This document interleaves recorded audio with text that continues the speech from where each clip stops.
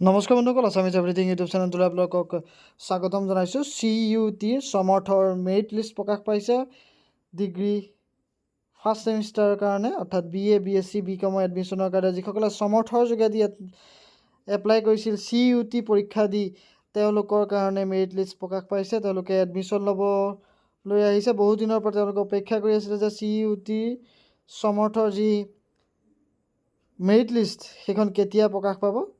আজি প্ৰকাশ পালে সেইখন CUTৰ। আপোনালোকে প্ৰথমতে ভেকেঞ্চি লিষ্টটো চাই ল'ব, কোন কলেজত কিমান ভেকেঞ্চি আছে। আপোনালোকৰ সেইমতে মেৰিট লিষ্ট প্ৰকাশ পাইছে। মেৰিট লিষ্ট কেনেদৰে চাব মই সেইখিনি কৈ যাম।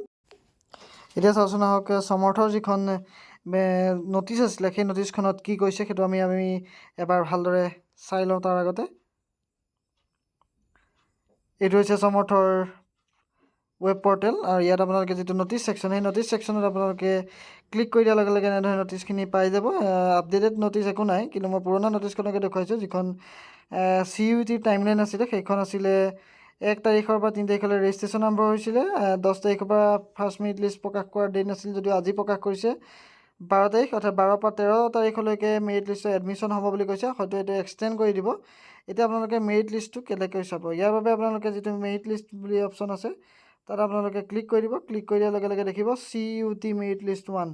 ইয়াত আপোনালোকে প্ৰথমতে কলেজখিনি আপোনালোকে চিলেক্ট কৰি ল'ব। সকলো কলেজতে CUTৰ যোগেদি আবেদন কৰাৰ হয়তো ছাত্ৰ ছাত্ৰী নাই, সেয়েহে কিছুমান কলেজত আপোনালোকে নীলো দেখা পাব। সেইটো কোনো ডাঙৰ কথা নহয়, কিন্তু এনেদৰে আপোনালোকে বিচৰাত অসুবিধা হ'লে মই সেইটো এটা মেথড আপোনালোকক দেখুৱাই দিম। আপোনালোকে কেনেদৰে চাব। এই কলেজখনত যদি আমি এনেকৈ চাওঁ, ইয়াত ন' ৰিজাল্ট ফাউণ্ড ওলাইছে। গতিকে আপোনালোকে ইয়াত নিজৰ কলেজসমূহ কোন কলেজত আপোনালোকে এপ্লাই কৰিছিলে সেই কলেজসমূহ আপোনালোকে ইয়াত নিজে চিলেক্ট কৰি চাৰ্চ কৰি ল'ব। এনেদৰে দেখিব, স্ক্ৰল কৰি তললৈ গৈ থাকিব। ইয়াত 1 2 3 4 যিকেইটা অপশ্যন আছে তাত আপোনালোকে ক্লিক কৰি গৈ থাকিলে কলেজসমূহৰ নাম ওলাই গৈ থাকিব, আৰু ছাইডতে যিটো গ্ৰীণ বটন আছে মেৰিট লিষ্ট বুলি লিখা থকা, সেই বটনটোত আপোনালোকে ক্লিক কৰি দিব।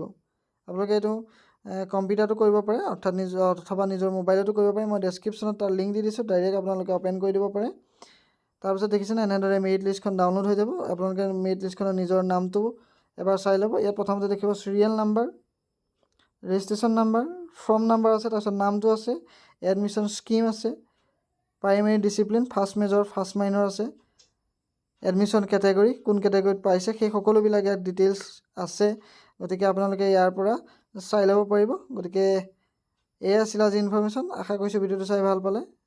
ভিডিঅ'টো লাইক কৰি দিব, শ্বেয়াৰ কৰি দিব, আৰু যদি চেনেলটো ছাবস্ক্ৰাইব কৰা নাই ছাবস্ক্ৰাইব কৰি দিবলৈ নাপাহৰিব। ধন্যবাদ।